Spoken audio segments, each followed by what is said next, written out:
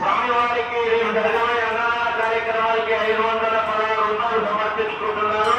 వారికి వారి కుటుంబానికి ఆ భగవంతుడు ఆయురారోగ్య చేయాలని మనస్ఫూర్తిగా కోరుకుంటున్నాం. మహాశివరాత్రి పర్వదిన సందర్భంగా వచ్చే ఆలయానికి వచ్చే భక్తులందరికీ పేరు పేరున ఆహ్వానం పలుకుతున్నాం. ఈ రోజు మహాశివరాత్రి పర్వదిన సందర్భంగా ప్రతి ఒక్కరూ సాంప్రదాయ దుస్తులు ధరించి అభిషేకంలో పాల్గొనాలి.